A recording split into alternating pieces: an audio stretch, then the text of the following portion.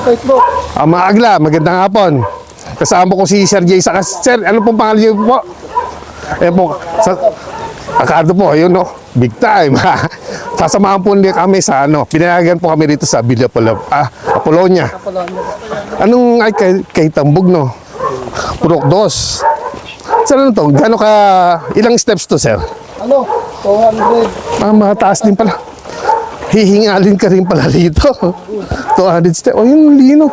Ayan, Ben. Ang ganda ng mga gala dito, hindi kami iratabahan bumaba kasi may sarili silang hagdanan ng ginawa. Para sa mga pupunta rito, walang kahirap-hirap pag bababa ka. Palakasan lang dito. Mamaya pagtaas na, pag-akit natin, talagang mataas, matarik ka. Mga gala. Yan po sila, sir. Nauna na. Ganda pala rito, no? Apolonia. Yan. Ganda makagalaw. Ngayon daw po wala po yung ilog kasi wala po siyang sandbag para harang dun sa may ipon yung tubig kasi nga po kagagaling lang sa Bagyong Carina dito sa Cavite. Kaya makikita lang po natin kung anong lugar ngayon medyo madumi yung tubig kasi nga galing nga po sa bagyo. Pero maganda rito mga kagalaw. Kung gusto yung family kayo na kayo dito, swimming kayo, 200 steps. Hindi ko na nabilang mga kagalaw kung pang ilan na ba. Pero nasa mga ibon nun. Kitang-kita yung taas dito. Yan siya mga gala. May cottage, meron din silang mga cottage po rito. May bubong na yero, hindi pawid. Mga gala. Pababa lang kami. Baka latata ng network ito, walang signal. Kasi wala itong signal itong globe na gamit ko. So, ito mga gala. Mr. and Mrs. Kagala TV, sir. Mr. and Mrs. Kagala TV. Mr. and Mrs. Kagala TV, sir. Yes. Yan. Sir, magkano yung rito? Rent ng cottage dito, sir? 700 po. Tapos po may rin to? 120. Adult and po yun? Bata? Sa adult na po yun. Ayun po. Ano to, sir? Hanggang may overnight din po ba? May overnight din po pala rito mga galaw. Ang ganda ng Sa ngayon daw po under renovation pa to. Lugar na to. Sir, magandang hapon, sir. Tinitingnan lang po namin yung lugar. Ang ganda po pala, no? Kaso, syempre, gagaling lang natin sa Bagyo, Wala pa, nililinis pa, mga gala. Ito. Ikaw po, sir, kayo po ay po rito? Kayo rin pumana. Hanggang saan to, sir? Hanggang doon sa dulo? Ano po meron sa dulo, sir? Ang ganda rin to no? Magalaw. Lapitan ko pa, medyo maputik. Kasi nga po, katatapos lang ng Bagyong Carina. Kaya ganito. Ganda ng mga kakain, sariwang-sariwa po. Yeah. Ito. Mga kadisbura nila rito ay 700 pesos. Ang entrance is 120. Adult. Siguro 100 yan sa mga bata. Yan sa dulo.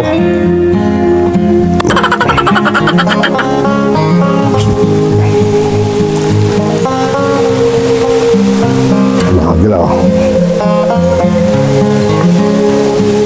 Ito yung naharangan nila.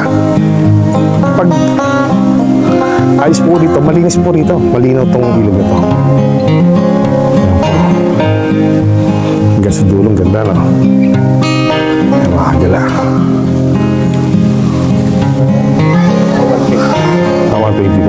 Ang bata po, magkano naman? Ano to sir? Pwedeng tumawid dyan o bawal pa? Pwede. Yes, sir. Sir, diretso ko Thank you. No, kuya. Hello. Ito po yung mga caddies nila. Nagre-range ng 700. Yan.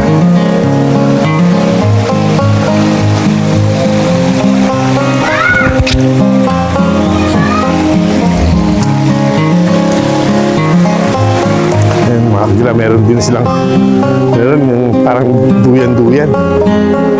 Ito, nagiging malinis na rito sa pating to. Nagiging green na ulit siya.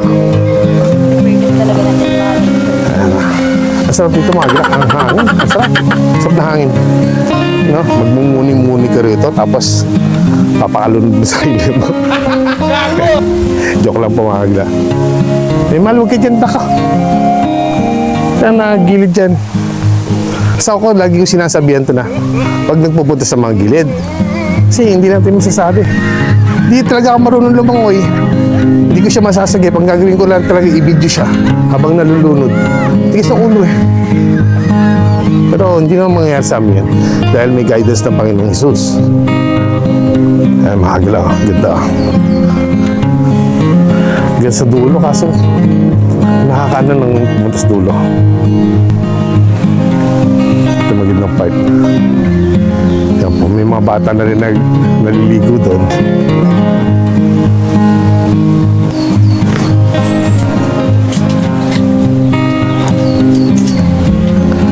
Ganda ng mga agla, no? Kaya, pag nalinis po ulit to, talagang pwede ulit. Mga bata, mga bata na naliligo. Hindi naman siya kalaliman. Pwede sa mga bata. Ito na yung sinasabi ko kanina, mga agla. Ito yung sinasabi ko. 200 steps, si haling ka paakyat. Magsisimula na. Ano yun, Station of the Cross? Titigil ka. Oo ka na? Oo ka na o hingal? Hingal ka. Ito ang gusto namin mga nature adventure. Pina-exercise na rin namin to. Ayun na. Welcome to the jungle. Kasi Miss Kayla, pasigat ka boy. Tingin ako, tiri ako bakit. Tingin naman ako dito. Ang taas Konti na lamaga. I survive.